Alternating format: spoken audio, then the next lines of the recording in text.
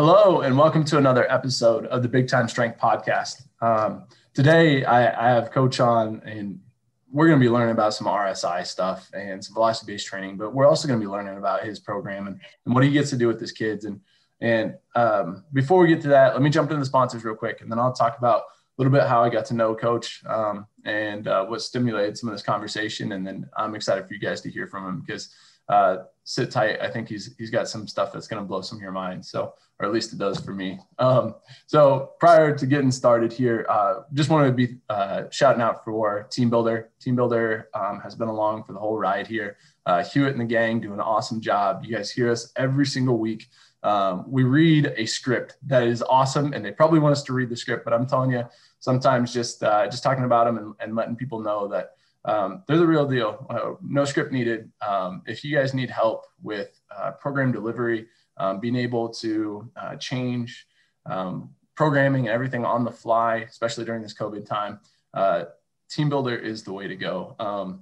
And there's no doubt there are coaches that have just talked about the time saving aspects and all that type of stuff over and over and over again. But just to reinforce that, this is something that will revolutionize some of the ways that you program, some of the ways that you deliver to your athletes, and just give them that autonomy. So TeamBuildr, thanks to them. And then our second sponsor, and one of them that's near and dear to my heart because I'm from Iowa and they're an Iowa company, is PowerLift. And Mike Richardson's our contact for that. I've been working with Mike since 2012, I think. So 8 years now. He helped us out at Northwest Missouri State. He was always the guy I would talk to when we needed something. And I'm telling you, just service and just a little bit of background on them. It's a bunch of farmers that were great welders and decided they wanted to make the world's best equipment. So if you guys want to hit up PowerLift, Mike Richardson's contact, he's in our show notes, and we're super thankful for them too. Everything that they do for us to help us produce the show, get it out for you guys so that you guys can get this free content. So thanks to our sponsors.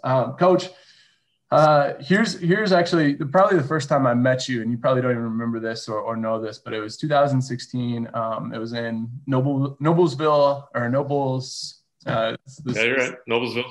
Yeah, Noblesville, Indiana at 2016 National Conference, I think is what it was. Maybe it was the 2017. I don't even know now. But the first time I was sitting on the floor with you in the weight room, and you were leading one of the small breakout sessions, and kind of blown away with not only just like intellectually, but how you kind of commanded a room full of strength coaches. Not to say like you were telling them what, but you're just like leading discussion and making sure everybody's voice was heard. And I don't know, it was just really cool to see you lead.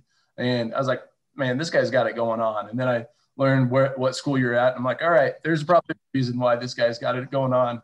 Is Greater Atlanta Christian. And one of the things that just stands out to me is just like when you've got somebody that wants to lead in that way and be a leader of student athletes and just give so much to it, but then also turn around and give back to coaches in the industry too.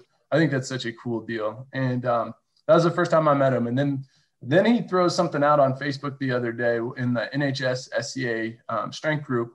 And it was a sheet, a Google sheet where he kind of put together. It was a really cool tracking type of deal and be able to classify into, which we'll get into this, some of his levels that he uses with his athletes. And I just had a few questions off of it and stemmed from there. And one of them was RSI. And it's kind of a rabbit hole that I've been diving down here recently. And I'm glad that he's going to be able to clear some of this up for me and hopefully you guys too. So Coach, I appreciate you having me on. Thank you for taking the time. And here's what I'd like you to do is kind of fill us in on your background, hear it straight from you.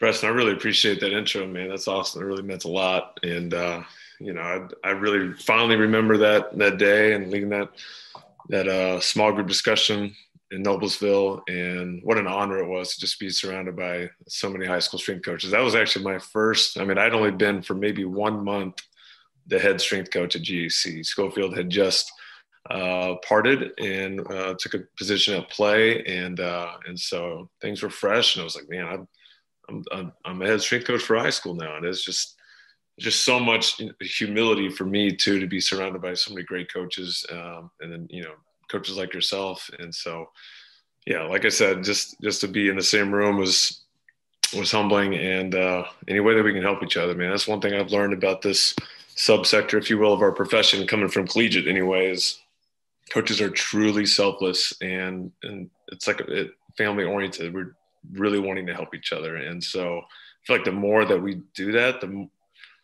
the more people are willing to do it as well. It just really kind of multiplies itself. And so anyway, so much of what I'm going to be presenting on today is things that I've taken from coaches and just really try to apply as best as I can for my kids to make them better. And so going back to my background now, I was the head strength conditioning coach at Texas A&amp University-Corpus Christi for the Islanders. I was only in that role for a year and a half before Gary Schofield miraculously found me, which I had never heard of GAC, and he had never heard of me. And it was just really kind of an amazing story of faith, and how my wife and I were just praying for a position to kind of better our family situation, or better family life. And out of nowhere, the one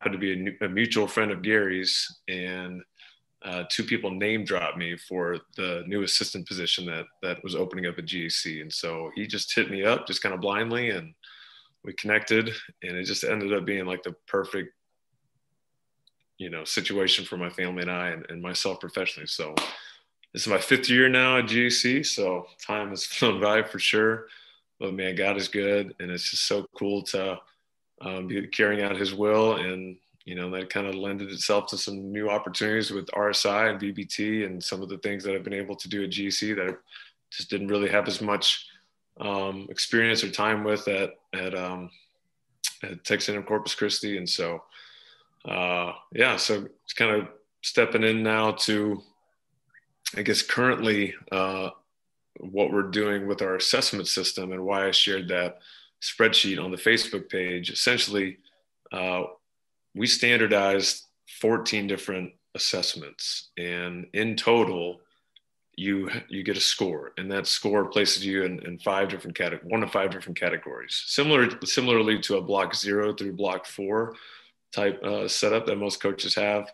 But we went ahead and standardized every single one in a point system, to where you get 0, 1, 2, 3, or 4 points per assessment, depending on where you fall in that standard, which is separate by male and female. And RSI is one of those. And really the best way we have of assessing RSI is through the 4-jump mode, which is a 4-jump pogo jump on the just jump mat, which we have 4 of those and are able to do really efficiently. And so a lot of learning curve to it. I know that's definitely what you want to get into mostly today, as we break down what even is RSI, but I at least wanted to explain, kind of that whole assessment structure and the importance of it.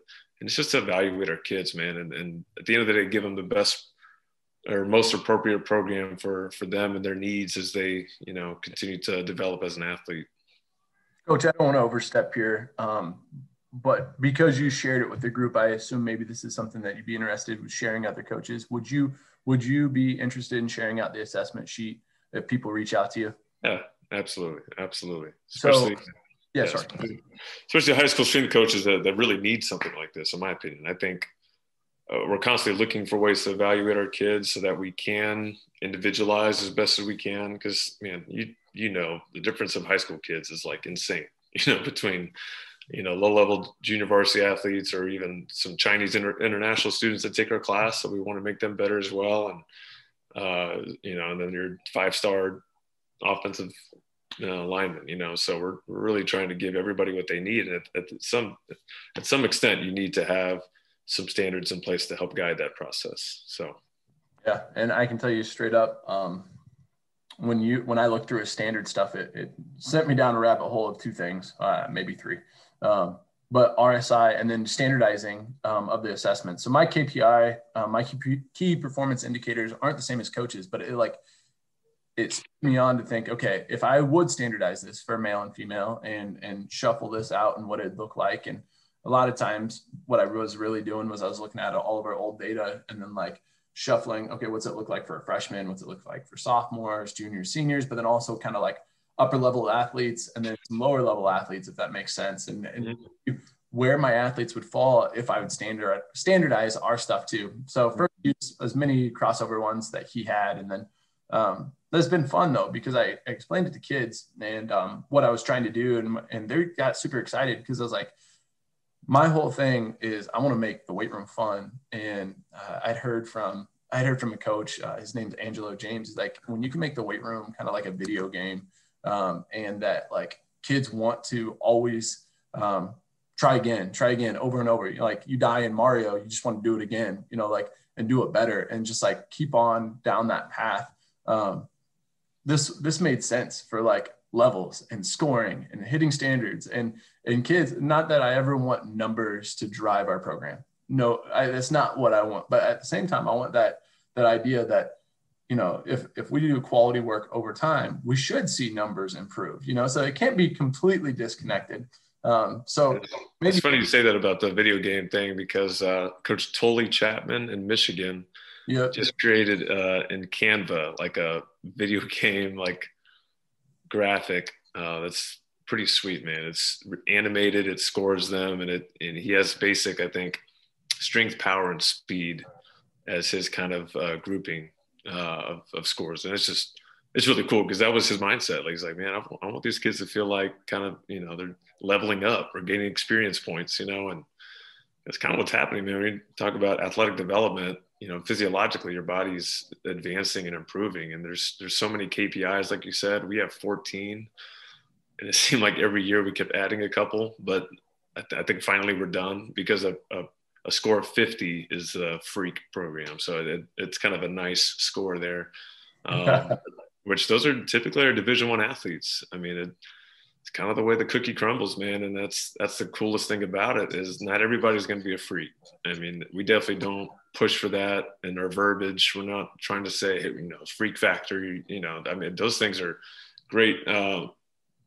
We'll say that sometimes in regards to like, I mean, it is cool to celebrate when you do have a freak, but the goal is not to make everybody a freak.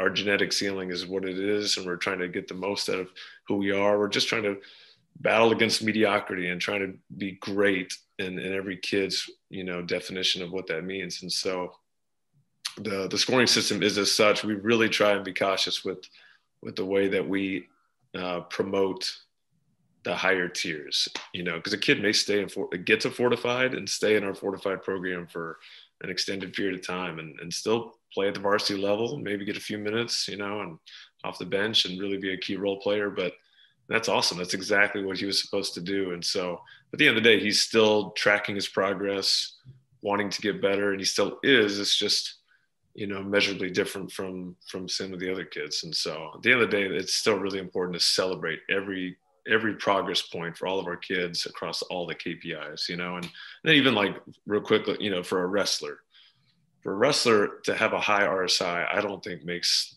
a whole lot of difference. It can definitely explain some things, like in a Stuart McGill study, he actually looked at lower extremity stiffness in correlation to core strength. And he had some different assessments that he used for core strength because he's Stuart McGill. So definitely listen to him when he's talking about the core and spine. And I just thought it was really cool that he actually compared those qualities of strength to lower extremity stiffness specifically, which is essentially RSI and the ability to produce high force in a short period of time. And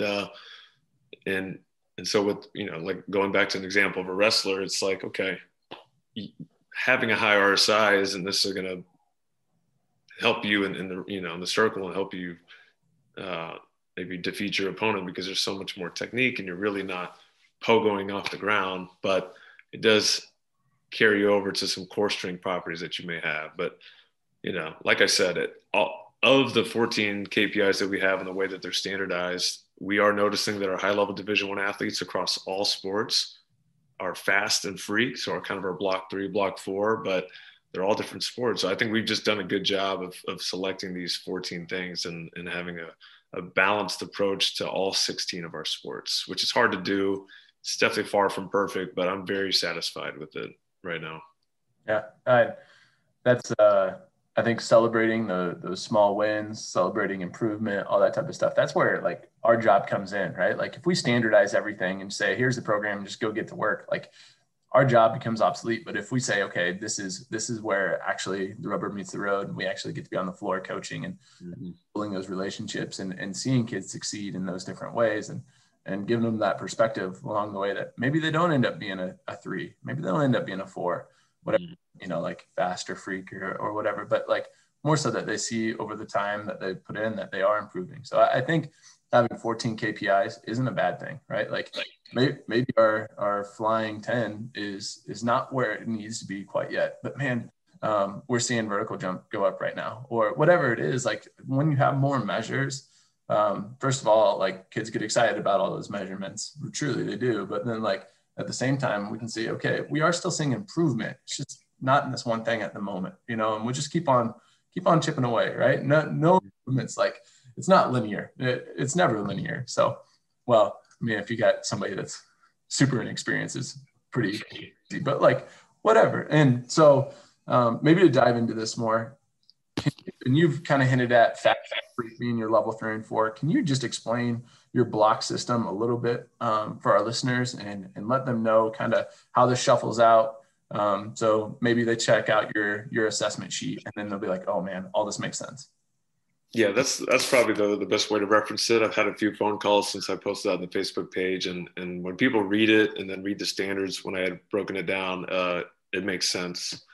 But it is a point system, 100%. It's a point system, and you earn points for each KPI. So if I scored 3 points for 12 KPIs, we don't really call them out with the kids. It's 12 of the 14 tests. I get a 36, right? 38 gets me into the FAST program. That would technically be a block 3, I suppose, and we call it the FAST program. So I would need 2 more points to get into that. So that there's thresholds for each program. 15 is fit, 26 is fortified, 38 is fast, and 50 is freak. The most you could score, 14 times 4, would be a 56, but you definitely don't see that. I mean, that's like a cyborg, I guess. You construct a library. We did have a kid that was close. He's now at UCLA as a freshman, starting outside linebacker, and so he was a 46 out of 48 before we added a couple things. And yeah, so it's a point system. We definitely aren't chained to it, meaning that if a kid is a 37 when he last tested, or rather, let me restate this. Let's say he was a 35 when we tested in September, and then got up to a 38 on everything in December, and then we come back, which puts him in the FAST program, and then we come back in February, a month into having school, and then test again. Let's say he drops down to 36, 37. We might use our discretion and say, let's keep him in the FAST program still. He probably just didn't score well on the back squat that day. Maybe his back was tight, because the way we do the testing is we do it all in 1 week. And so it kind of has a combine feel to it. It's really only the off-season athletes that go full blown with it. And so if you're a dual sport varsity level athlete, you rarely even get all the testing in. If you're a football lacrosse guy, you really don't get even to do all the testing and the scoring. You kind of miss out on it, but we're okay with that. At the end of the day, we're going to give him the in-season programming that's appropriate for him. That is tailored to the block assignment, but our varsity in-season programming is pretty, standard as to what you would think it is. Some of it's velocity based. It's driven on, how a kid wants to kind of load himself the day before a game. We give some autonomy with that. And so, before I get too carried away with kind of explaining all of our programming, at the end of the day, the point system is just a guide, and it's something to celebrate. We want kids to advance in it. We have the standards published in the room. We make it a big deal when you finally made it to the next program.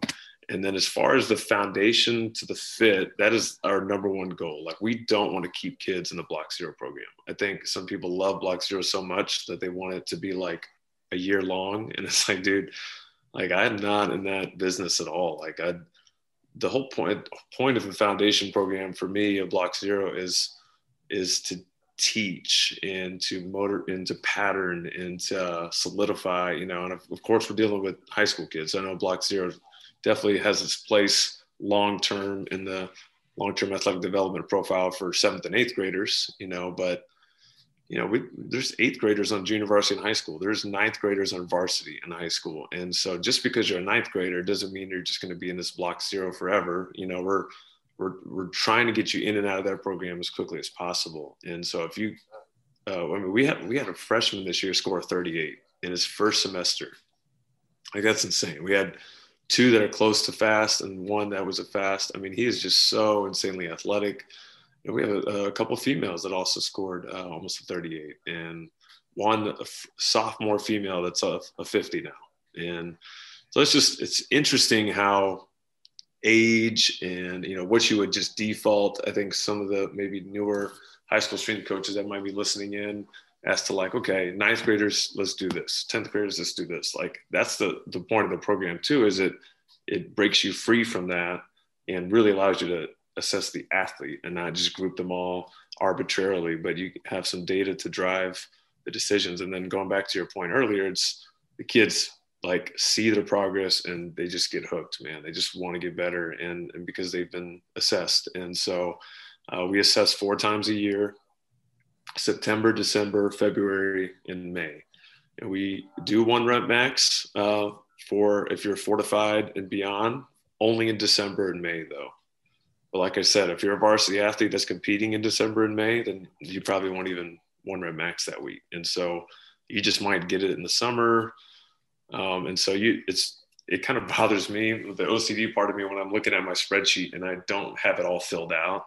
And it's like, okay, well, this kid's playing lacrosse right now, or this kid, and then I just have to be okay with that, because it's not all about the assessment system. These kids are playing sports and they need, especially the multi-sport athletes that we highly encourage, they're not getting the full-blown assessment system, and that's okay.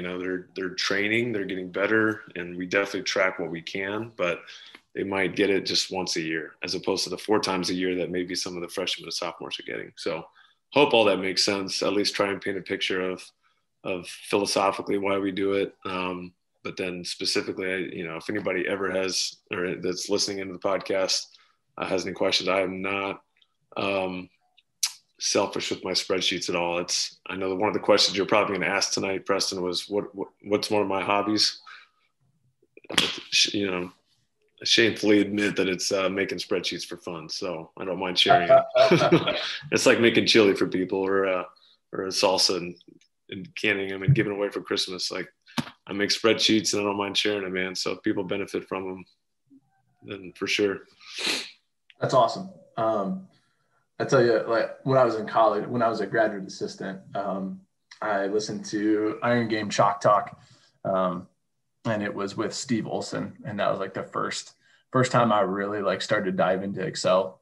And I'm like, man, this is fun. This is like a strength coach video game, right? Like, how can we use these formulas to actually do work for us? Like, how can we level up our delivery of programs and all that type of stuff? So when you say that you're a nerd for your hobby, I can relate. I like that. So yeah, I love automation and organization. Yeah.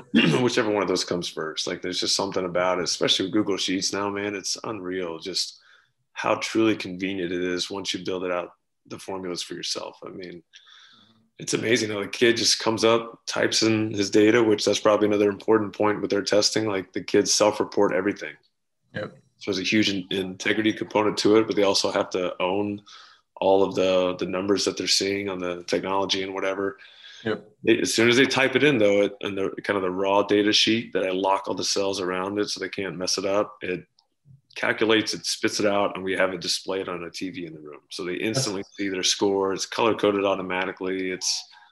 And there's I don't have to do anything. Like, I just make the sheet every semester for that particular roster of kids, just a copy and paste of the typical rosters that we all have. And they enter in the data, it gets calculated, and the standards are already in there. They're built in. So, I mean, obviously that takes some work, but that was the point of sharing that spreadsheet, is I felt like I had worked so hard on just how to automate it best. And I felt like I figured out a pretty good way, and I wanted to share it. So that sent me down a whole nother deal. Do you know Adam Virgil at all?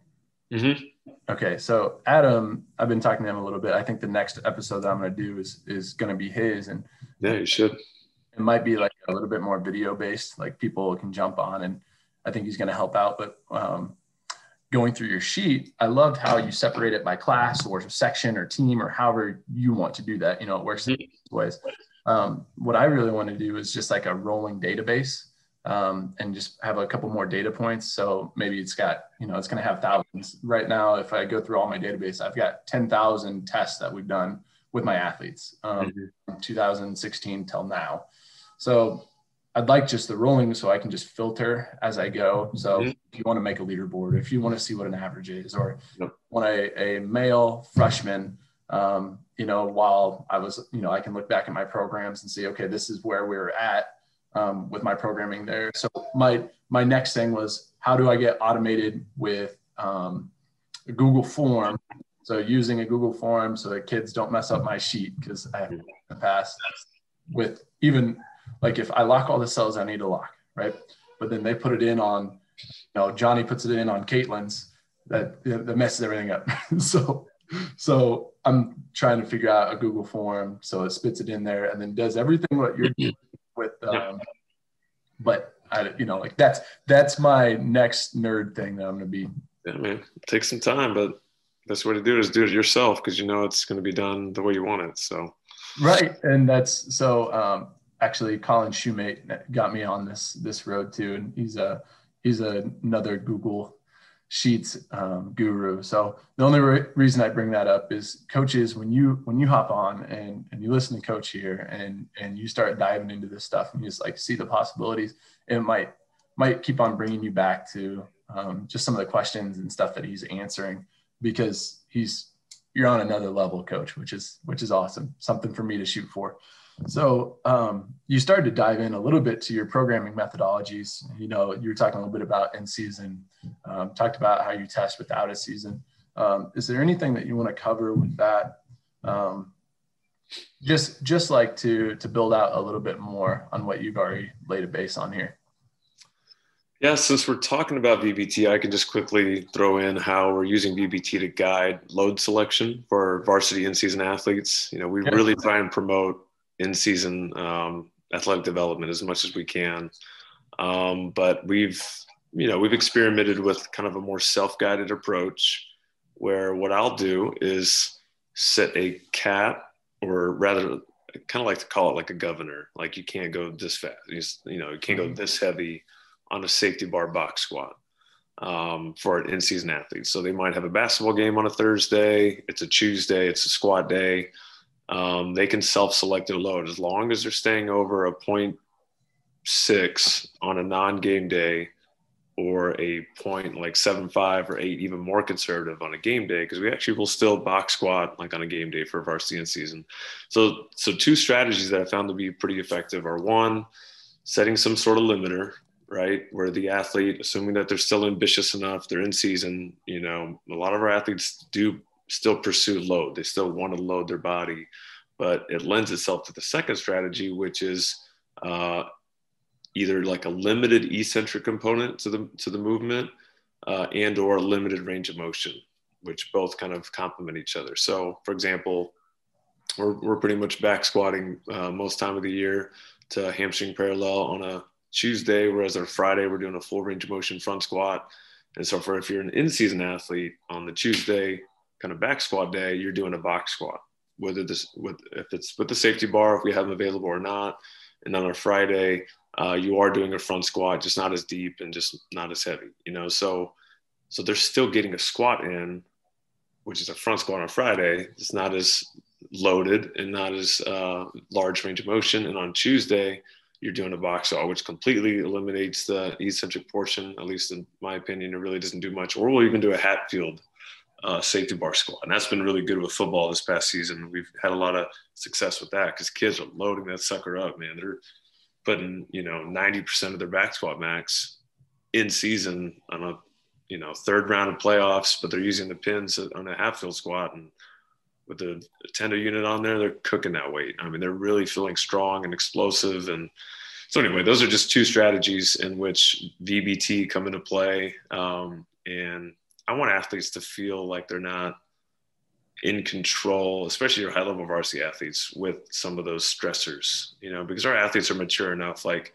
hey, you pick the stress, that you pick the load on some of these movements. And rather it being chained to a team builder and me making a fatal mistake of putting some load in there that they have no business doing, you know, whether it's a typo or, you know, something like, the system can kind of get broken if you're in season and you don't. It's not like collegiate athletics, man. Like, I don't really know what all is going on in their game time, their practices. Totally different whenever I was a collegiate strength coach and I really knew everything that was going on, you know. So this is just a safe alternative that's still effective. So they'll come out of season and test.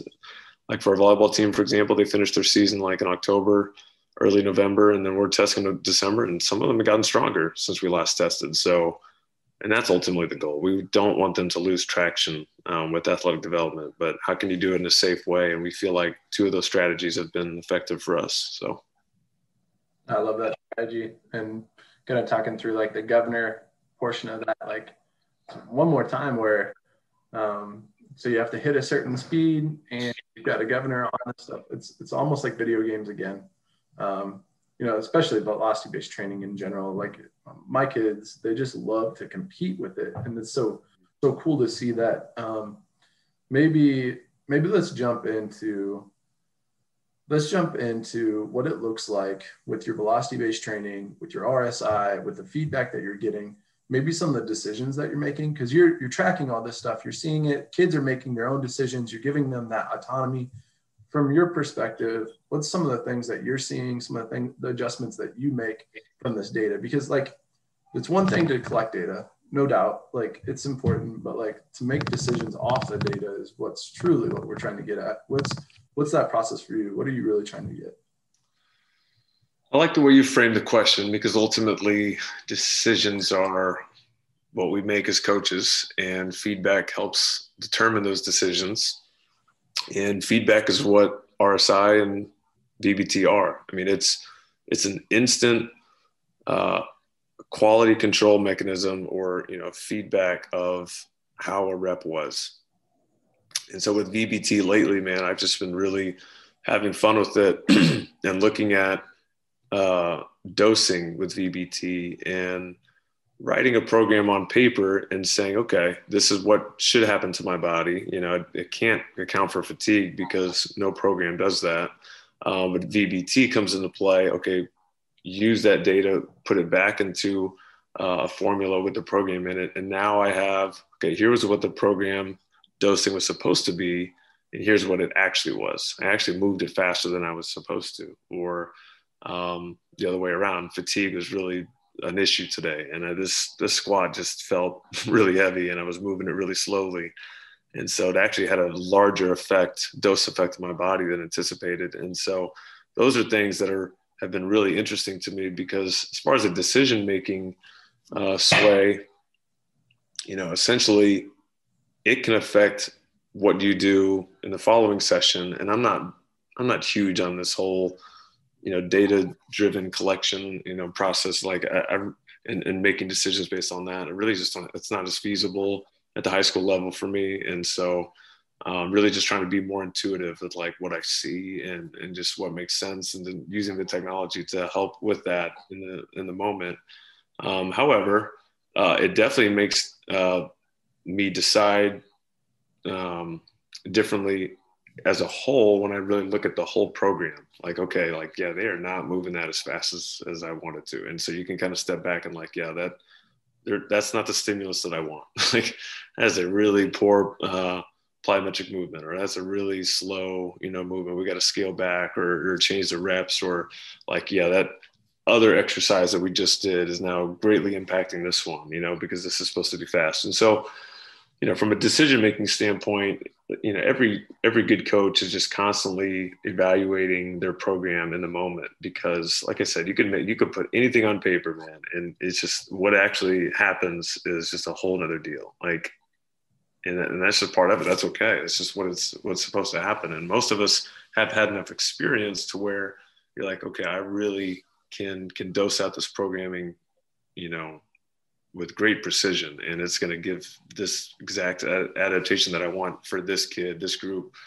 But having those kind of metrics in the moment still are really helpful. And the coach's eye still is to me the best device of all, because, you know, I've seen so many reps at this point in my life, you know, 10 years of being a strength coach, that I can guess the VBT of something, or even how high a kid jumps just by looking at it, which is cool. But I also don't get to see everything. And so VBT and a team-based approach is now this way to like track all the reps without ever seeing a single one, you know, and it's hefty, and we're not at that point yet. I don't know if it's even appropriate for us to be at that point to where every kid has to log every single rep or everything gets counted, to where we can go back and look at it later. Like, okay, here's how fast I actually moved it. That's true VBT. That's like the deepest layer of VBT, when you're basically evaluating all your reps and all your sets and weights, and getting that data and then doing something with that data. Whereas right now, even though we have multiple devices with VBT, they're pretty much all being utilized for just that acute feedback, and that's it. You know, but it drives the decision of the athlete to add more weight or take weight away, right? It's just that quick quality control mechanism that determines the next thing. And or it's a little pat on the back of like, man, I thought I was really tired, but the way I moved that weight, that was awesome. And so, yeah, we're growing in that. I'm experimenting more with team-based VBT, and it's tough. I mean, it's got its challenges, and that's a whole nother talk in and of itself. And Vitruve is a company I'm working with now, and love the device and technology. It's easy to use, but still, like, it's like, what is the best way to truly implement this without losing my mind, you know, or for the kids to not just to be thoroughly confused. You know, there's a learning curve to everything, but it can get crazy. Well, one of the things that just makes me think about anyway is when I first was diving into APRE, I did it with our Northwest Missouri State baseball team. And it was more so like the standardized, not standardized, but like what Brian Mann would teach in his ebook. That was like straight everything that I learned. And then actually from Gary, it was like a TeamBuildr article and some Mark Watts stuff, doing it by volume, reps by volume, and kind of switching out what looked that way. And now I'm starting to see, okay, what would be the best way to do it with velocity-based training? Because like right now, like I'll give the kids like a range where I want them to be at, but like it's not really driving decisions. And honestly, like I kind of like what you're saying there. Coach's eye is kind of like top priority there. It should be a factor as far as velocity-based training or any other things that we collect should be a factor. But man, it really still comes down to there's so many things, so many stressors, so many things going on all the time. I see some coaches where they'll talk about, you know, they get this data and they're like, okay, now I know exactly what I need to do from here on out. But like for my high school athlete, we just get quarantined for 14 days or somebody gets sick, or, you know, you hear strength coaches talk about, you know, a girl looked at you funny in the hallway and you know, you're thinking about that instead of, you know, training or whatever it is. There's so many factors. And so what I've really fallen into, to make a long story short, is I love just letting kids have the autonomy to say, okay, this is maybe the range that we're at, or this is how, you know, if we're doing the APRE set by reps, you know, like it just gives them that autonomy and then gives them what they need right then. And I feel like that when you give kids ownership and they see kind of how it all fits together, it makes my life so much easier, because now it's like implementing a system. Now I can coach more. Now I can, you know, like technique, and then I can build relationship and really connect with kids. So what you said there, I really connect with, okay, because I think it's good. I think that's really, in my opinion, the best way to roll. It's not right for everyone, but for me, that's what's right. So, here's something that, so for me, I'm always wanting to make sure that I'm getting better, right? And I know that's the way that you are too. One of the questions that you have marked on here is what you're excited about learning. So what's something that you want to improve on or learn this next year as a coach? What are you going to be doing? Well, man, It's a big one. You know, it's funny because the CEUs for NSCA just popped up, and got to get those done. You know, what I have like 8 days, so I ended up buying a couple ebooks, buying a couple ebooks and quizzes and things. But probably the number one thing for me is my speed and agility program. So really just trying to just make some decisions from a programming standpoint. You know, I'll be the first to admit I've been shooting from the hip a lot, you know, and the sessions have been great, you know, a couple, you know, weeks being programmed at a time and trying to make decisions. And sometimes I don't even know what facility we have available too. And so 3 years now of having run that and training our kids after school, I've got a much better feel for it. And I know what works, I know what doesn't work well. And so it's just time to put the pen to the paper and come up with some really good progressions and programs, and try not to get caught up with any technology or assessment, but just what I really want our program to look like and the adaptations and the pace of it as well. So for example, just even early off season / postseason training for a football team. You know, we're going to have 10 to 15 football only guys that I'm going to be having in about less than a month, probably mid-January, late January. You know, what do they absolutely need in that earliest phase? And traditionally we've just done, a lot of just running and just building a nice aerobic base, kind of slow introduction into running mechanics without getting into top speed at all, some baseline acceleration, and different jumps, different throws, some slow plyometrics, if you will, some slow threshold ones, and then kind of building it into now more of a, eventually a fast acceleration, top speed program, as well as agility, just and the best way to make decisions on, okay, how should agility change from early off season to late off season?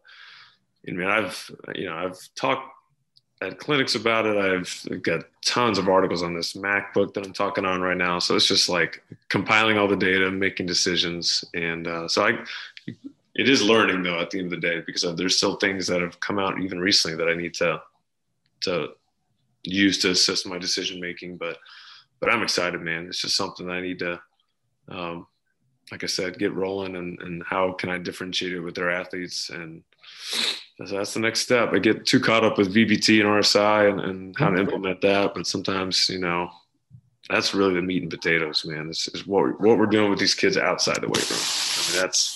That's where you really experience athletic development, in my opinion. So. Yeah. So you told our listeners, we're going to have to check back with you, make sure you've made your decisions. This is kind of a little bit about accountability there. This is good. Yeah. Coach, is there anything that you want to hit on before we roll into some of our final questions here? Yeah, I did want to summarize RSI a little bit better. I know maybe some of the listeners jumped on here, seeking a little bit more information on RSI. Yeah. And so, I didn't do a great job of defining it and explaining it, but Dr.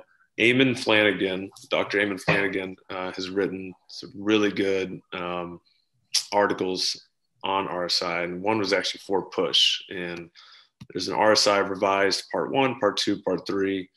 All extremely good information, better than I can ever provide you guys. But essentially what we're looking at with RSI is, and it's not even RSI, like we're really trying to assess this athletic quality of lower extremity stiffness and the elastic component that an athlete is both mechanically capable of using. So kind of more of a hardware approach, but also kind of the software, like neuromuscular, the ability to, like, in the moment really have this co-contraction of muscular stiffness to allow the tendon to absorb as much elastic energy as possible and then use that elastic energy positively. So there's a lot of mechanical knowledge that goes into understanding how elasticity works and ultimately what produces a good RSI score, because RSI is basically flight time, is how we calculate it anyway, divided by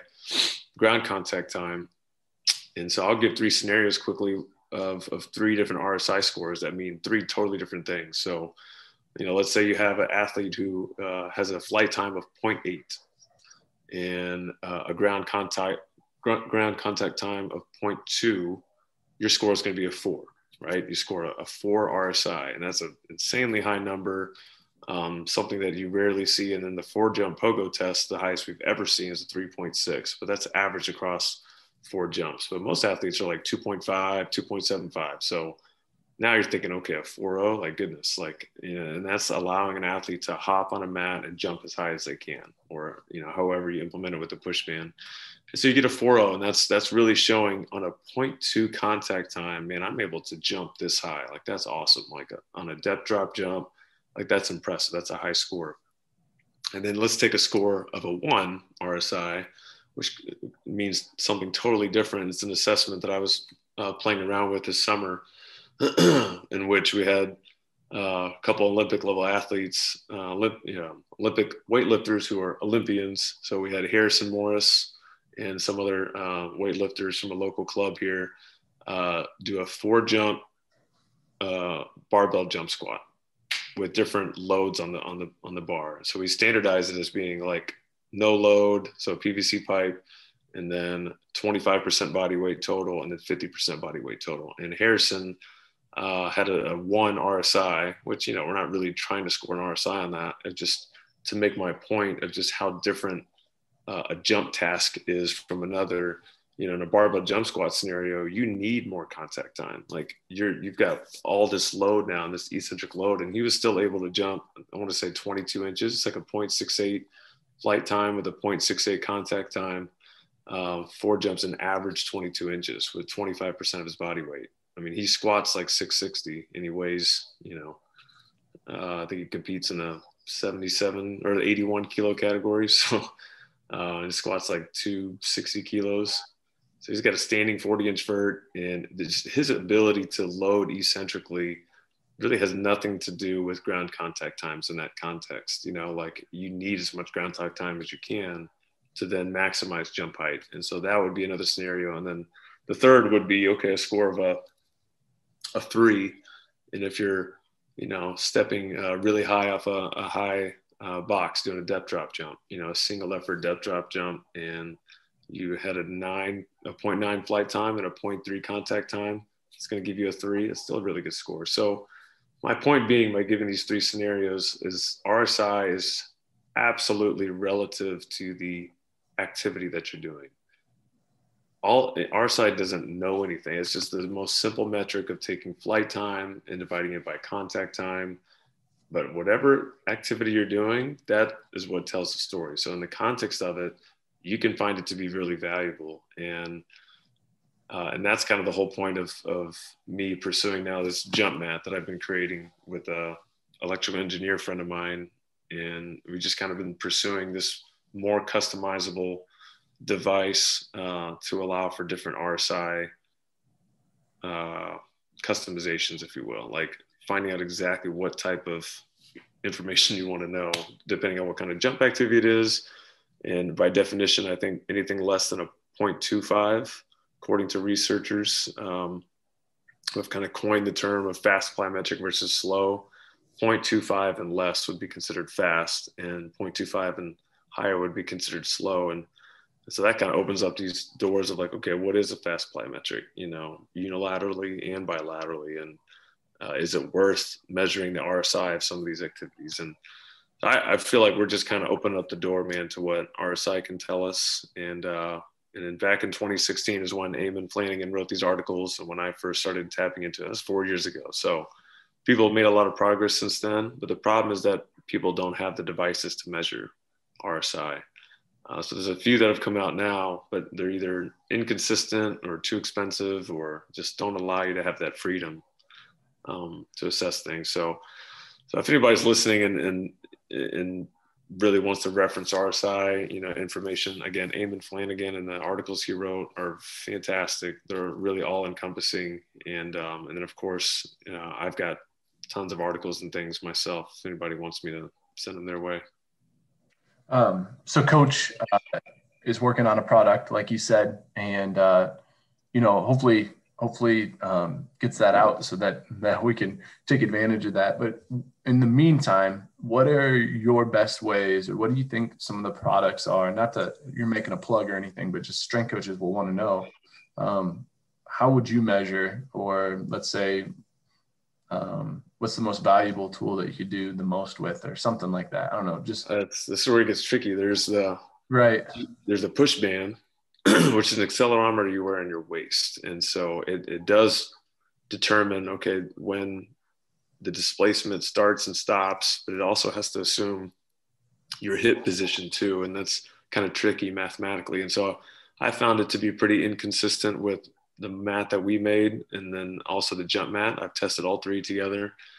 There's the G Flight, which is like a little infrared beam. It's like one beam between two devices. That's pretty good, but you can kind of miss the beam if you're not landing perfectly where it is. And then the more expensive infrared device is the Opto Jump, which is like a carpet of lasers that I think it's awesome. Like, I think a lot of people are really using that. I know Carl Val promotes it a lot through Simply Faster, and they're trying to sell those. And it's just, I think they're like $2,500 just for the base level unit. And then there's the Smart Jump from Fusion Sports. That's basically the jump mat, but with an app and some other customizations that I think it's $3,500 or something for that whole package. So here we are in a high school, strength coach podcast, or a small time strength coach podcast, trying to figure out ways to collect that much money. But so the answer, man, it's just tough. Like, there really isn't a great alternative other than the jump mat.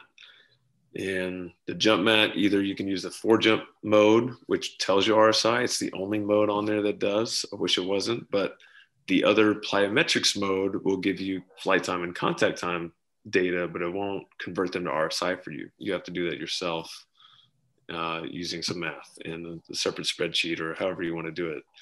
And so, unfortunately, that's just what there is available. There's like one device out of one other one in Europe that I've seen, and one other one in South America that I've seen too. But they're I don't even know where you would buy them, honestly. But they're also, pretty expensive as well. So anyway, that's why I decided to make my own. So it's called the Plyo Mat, and hopefully coming to a store near you. I don't know. It's going to be a while though. I'm pretty busy. So. Coach was telling me he's got a couple of kids right now that he was trying to get down before the show too. So father just takes a little bit more time. Everything takes just a little bit more time, right? Coaches without kids, they got a little bit more time. But hey, so to this point, we've talked a ton about like X's and O's of strength and conditioning. But the namesake of our show is how you're making the big time where you're at. And I really want to know, Coach, and this does not have to do with anything X's and O's related, or it doesn't have to. How are you making it a big time experience for your kids, for your athletes at Greater Atlanta Christian? Yeah, experience is actually a word that we use a lot, between myself and my staff. That's something we want to set us apart. Like, what experience are our kids having? We want it to be a positive one. We want them to grow in favor in the stature that Jesus did with God and man. That's our mission statement for the school. We want our kids to have grit.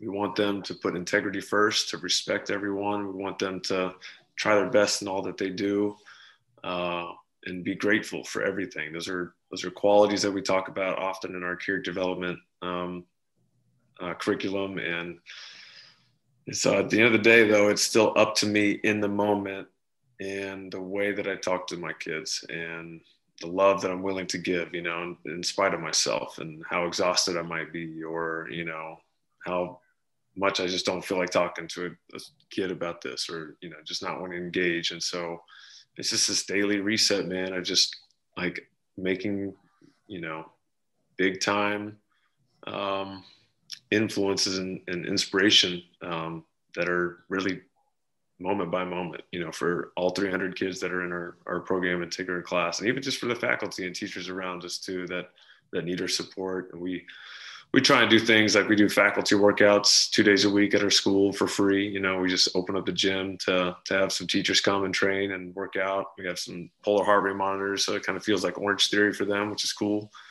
We do Our after school training for our kids is free. Our summer program, we try and make it as robust as we can. It's really all the extra stuff that, I don't know if extra is the right word, but it's just like how much more we're willing to give, to better the experience of our kids without killing ourselves, without being totally exhausted. And so myself and my assistant strength coach, Coach Leonard Burks, we try and sit down and just talk about kids' experiences and just like, how we can continue to pour into them better. And also just be aware of what they've got going on. And that's key. That's how relationships are supposed to be, is an awareness of the kids' mental health and their spiritual well-being, and what kind of injury they're dealing with, what kind of pain they're in. All that stuff matters. Like, we're just really trying to,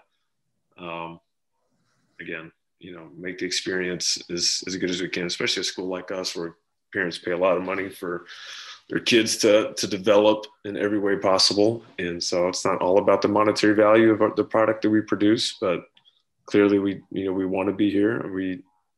It's not a bother to us to want to go the extra mile, if you will, and take care of a kid for who they are, get to know them. So yeah, that's a long way of answering that question, but that's why we're here, man. I love being at the high school level. I just think it's so awesome. It's fun. I always enjoy when a coach takes a while to explain that, because, you hit on a couple of big things. At least that stood out to me was experience, and then moment by moment was something that stood out to me there. And just like, that's so true. Moment to moment is really where life happens. And it's a resource for all your friends, or for all your friends, for all your students and all your teachers in your school. That's a big deal. So that pumps me up. I'm excited for you. I'm excited for everything that you're doing, because I know, like you said, it doesn't come down to a monetary thing. I'm in a public school, regardless, it's not a monetary thing.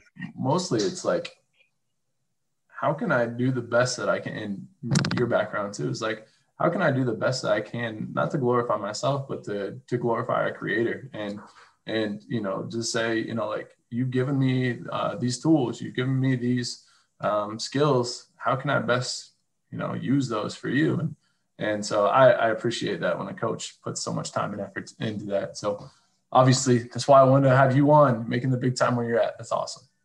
How about to finish up here? We got some finisher questions. Some of the ones that I asked. Sounds like you already answered one of them. So hop into these, and then at the end you can give the best way to reach you for coaches that have questions. Cool. Sound good? All right. What's your favorite book? Next to the Bible would have to be Renovation of the Heart by Dallas Willard.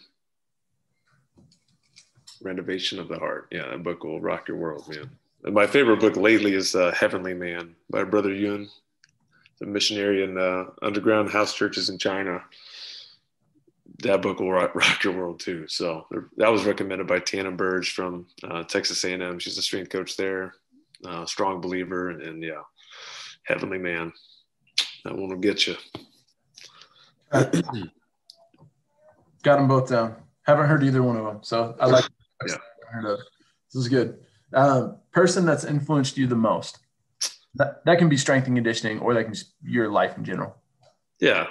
And, without getting too much into, people in my life have influenced me, a lot, which I've been discipled by a pastor back in Texas when I was there, which that was life-changing. But probably the one person, man, really comes to mind is Coach Schofield, Gary Schofield, and the 2 years I spent side by side with him, and he made me a better coach, man.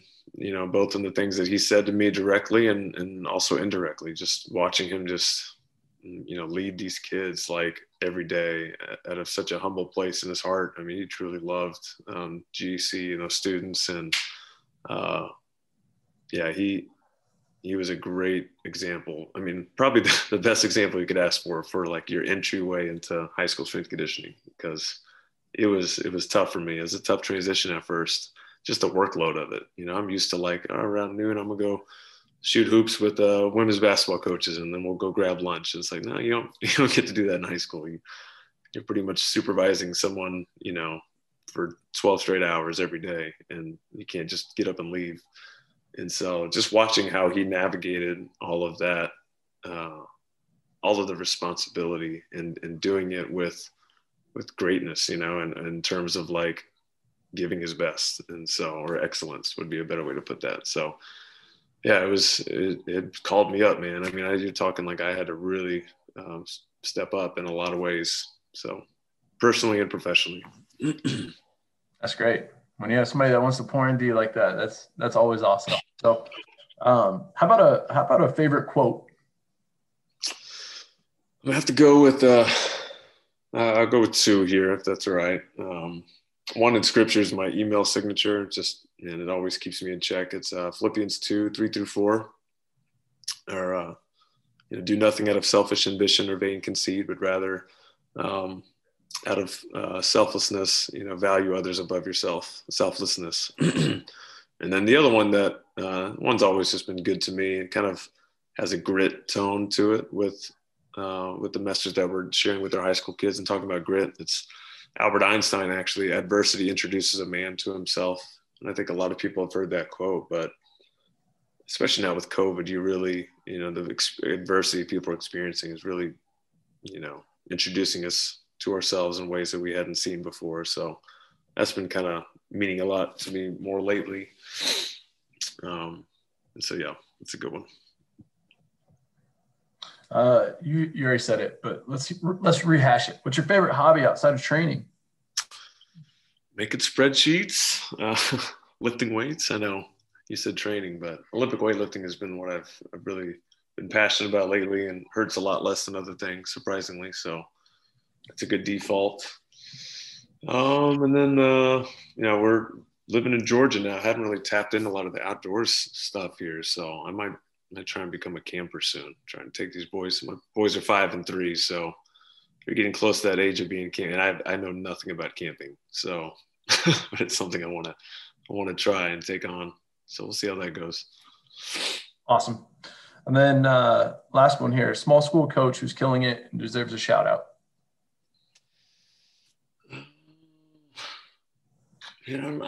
So, but what do you mean by small school coach? Like maybe Good like question.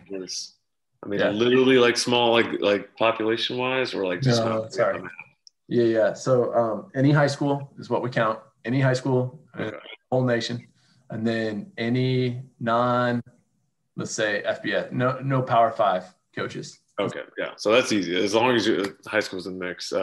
Coach Keith Trotman in Vestavia Hills, Alabama, man. He's an Iron Circle, so I get to see him every week. But I nominated him for National Coach of the Year, man. And there's a lot of great coaches out there, but I think there's just like, I don't know that anybody works harder at these larger public schools than small private schools, and that it's like a measure of like who works the hardest. I just think there are different challenges at that level, man, that I'm just not envious of. Like the logistical challenges of combining excellence with the fact that it's you in a room by yourself with, hundreds of kids, something that I haven't experienced at GAC. We have a lot of help. We have 2 full-time strength coaches and, half of our student body, which is only 300.